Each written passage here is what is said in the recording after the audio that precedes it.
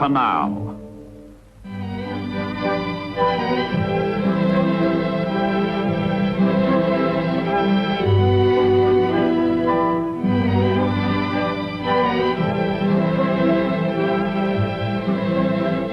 Poured from some 100 factories, reaped from some 1,000 farms, spewed out in fantastic abundance by American labor and machines.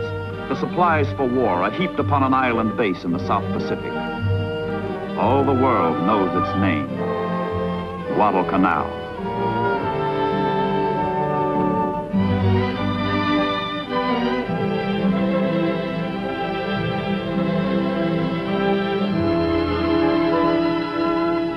Springboard for attack, storehouse for victory.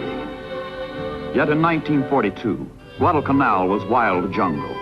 90 uncharted miles of festering malaria and rainforest, bypassed for centuries by history, forgotten by man. But by June of 1942, the unpredictable forces of war began to link San Francisco in the United States with Guadalcanal in the Solomon Islands. The 1st Marine Division embarks for the South Pacific. Destination, New Zealand. Mission, undetermined. Somewhere, on some unspecified battleground, sometime in the uncertain future, the untested Marines will clash with the tested soldiers of Japan. But first, the tedious ordeal of the convoy. Uneventful, interminable weeks at sea.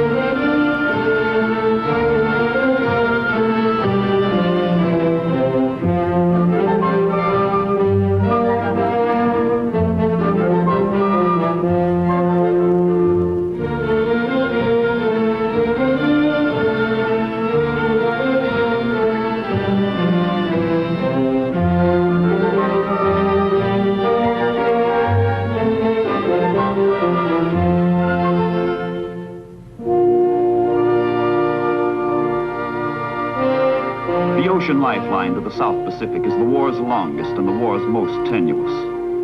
Stretching 6,540 miles from California to New Zealand, it ties Australia to the United States. Break this line, stop the ships, and Australasia and Asia will be forever Japanese. Across the world, from the islands of Japan, other convoys, other soldiers leave for the unknown and sail away to war. They too set a southerly course for islands with names unknown to the men who must fight and die on them. For them also, the routine of shipboard life, the placid prelude to carnage.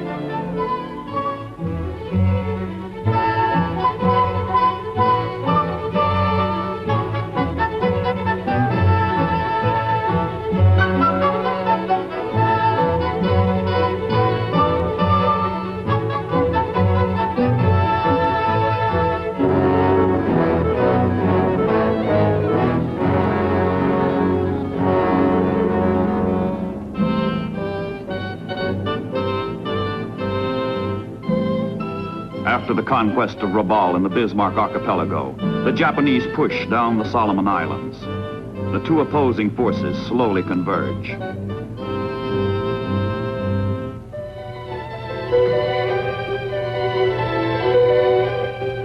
Early in July 1942, a lone American plane sets in motion a chain of events which will bring those forces together at a place which neither side has foreseen nor planned. On obscure Guadalcanal, air reconnaissance reveals the Japanese are building an airfield which threatens the Allied supply line to Australia. What the plane has seen changes the course of the Pacific War.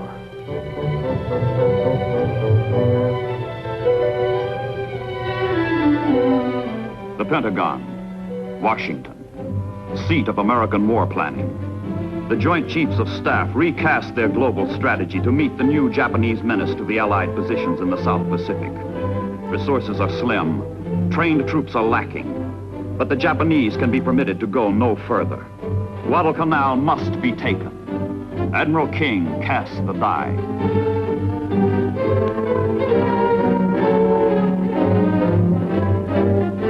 New Zealand lies in the shadow of the Japanese advance. For the United States forces stationed there, little time remains to enjoy the cordial hospitality of a sincere ally.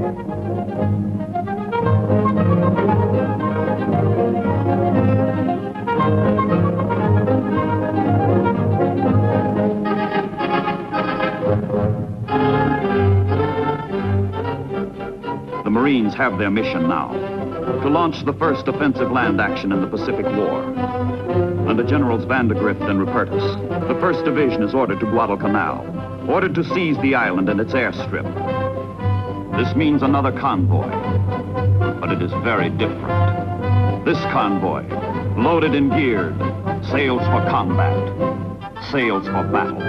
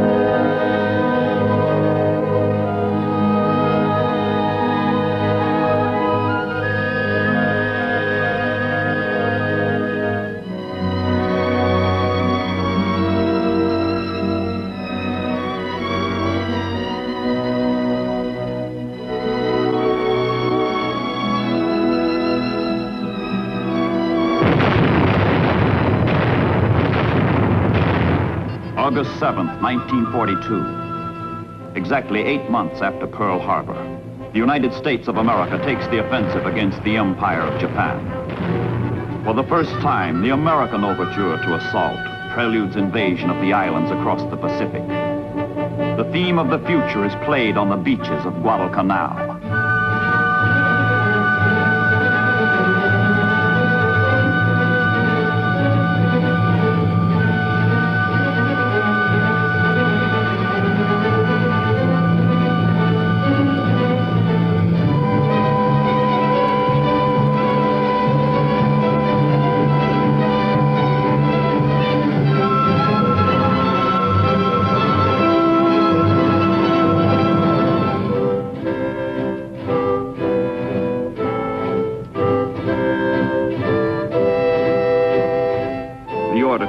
Troops has been given.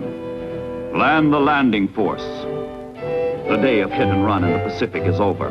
The hour of hit and stay has come. The first American amphibious operation in World War II is enacted like a dress rehearsal. Bombardment has driven the enemy off the beaches. The Marines walk ashore, into the island.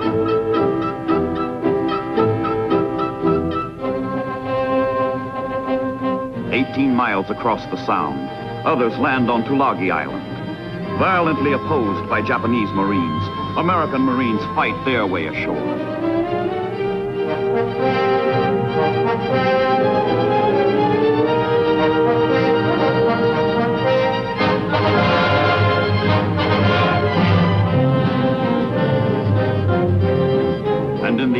Japanese strike back swiftly, strike back hard. Bombers from Rabaul hit American transports before they can unload supplies vitally needed to sustain the landings. Damage to the transports at sea means near disaster to the Marines ashore.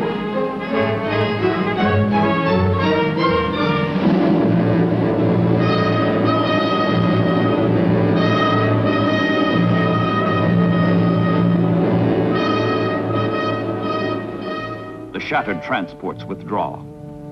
Stripped of supplies, the Marines dare not waste a moment encountering their implacable, impersonal, hateful foe, the jungle. Now it begins. The toil and the terror that makes Guadalcanal not a name, but an emotion.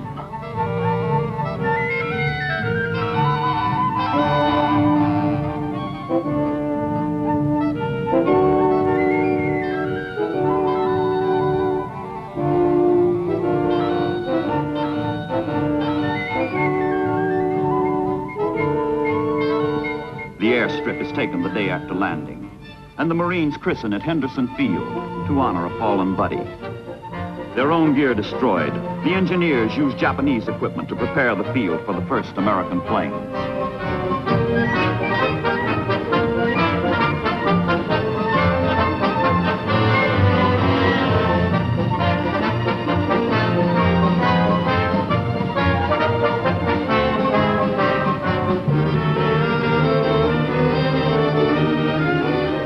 The Japanese reacted sluggishly on the beach. They unleash full fury from the sky. Their own field now menaces their own flank. They go all out to destroy it first, planning to retake it later.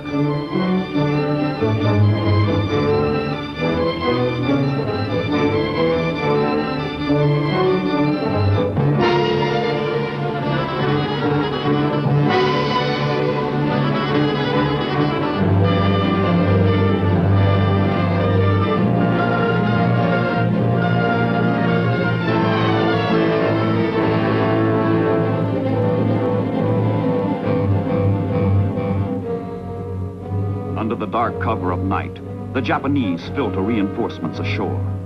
Special landing troops, Imperial Marines, crack units. Their general has warned. This is the decisive battle between Japan and the United States. A battle on which the rise or fall of the Japanese Empire will depend. No troops are better fitted than these to master the jungle. Fearless, these men have been schooled in stealth and infiltration.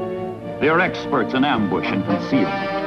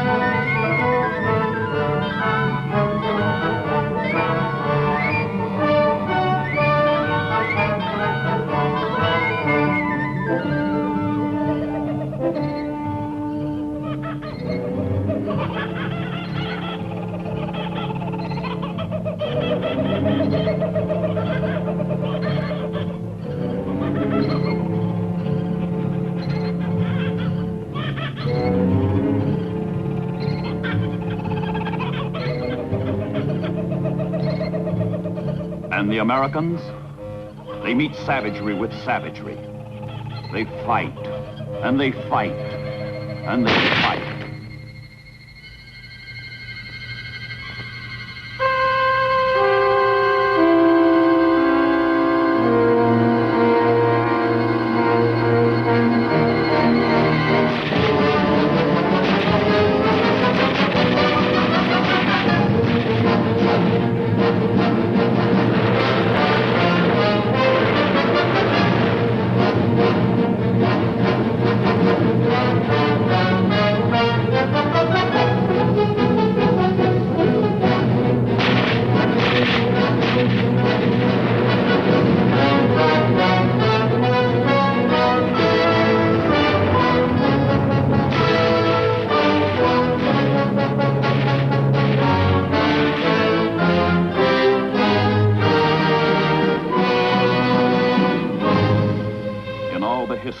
human slaughter.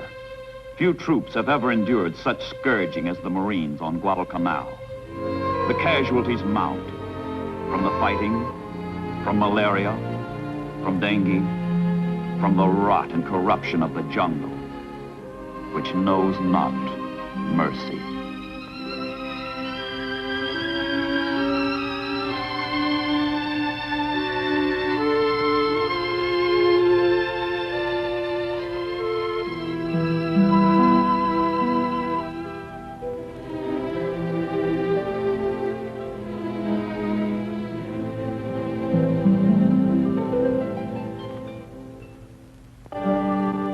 Salute the rising sun. Throughout their empire, throughout newly conquered Southeast Asia, throughout the South Pacific, the Japanese pause out of respect for their symbol of national superiority. Theirs not to reason why. Theirs but to do and die. And die they will, and die they do in a series of the most terrible sea battles in history. Down from their island fortress to the north, Rabaul, comes the Imperial Japanese Navy with timetable regularity, the Tokyo Express. But sailors of the United States and Australian Navy sacrifice their blood for their brother Marines, who cannot hope to control Guadalcanal against an enemy who controls the surrounding seas. The Japanese come down the slot of water between the Solomon Islands and head for the sound called Ironbottom, because it is strewn with the hulks of dead ships, the bones of dead sailors. The Battle of Savo Island, the Battle of the Eastern Solomons, the Battle of Cape Esperance, the Battle of the Santa Cruz Islands, the Naval Battle of Guadalcanal, the Battle of Tassaparanga, the Battle of Rennell Island. Nights of inhuman ordeal and defeat. Nights of more than human valor and victory.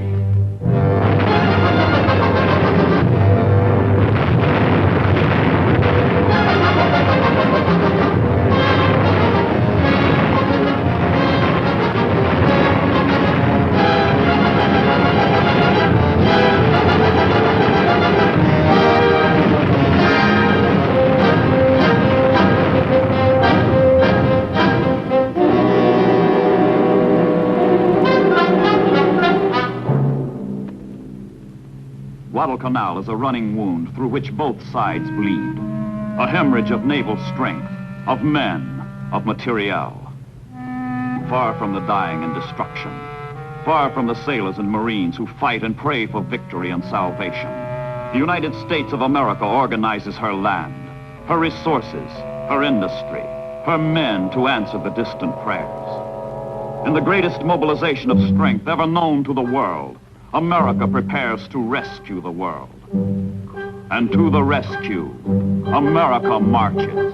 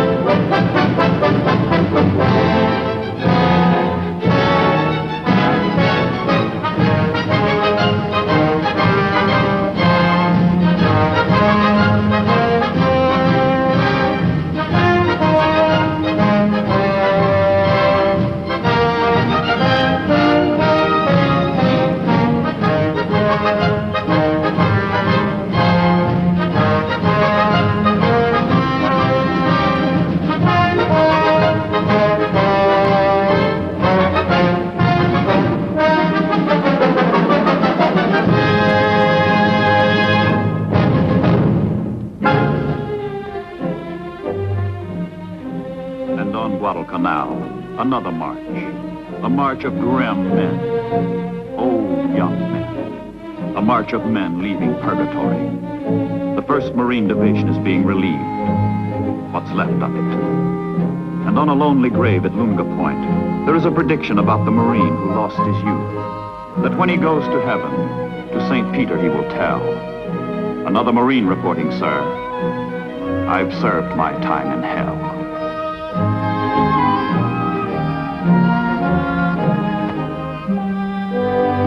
Admiral Nimitz, Commander-in-Chief, Pacific Ocean Areas, flies down from Pearl Harbor to pay what small tribute is within man's province. If there was horror and ferocity, there was also courage and self-sacrifice. If there was death, filth and disease, the Marines turned the tide of war and stopped their enemy. The Japanese will advance no further. And as the surviving Marines wave goodbye, one of the greatest tales of heroism slips out of focus into history. To these men go the honors accorded the Greeks at Thermopylae, the colonials at Valley Forge, the British at Waterloo, and now, the Americans at Guadalcanal.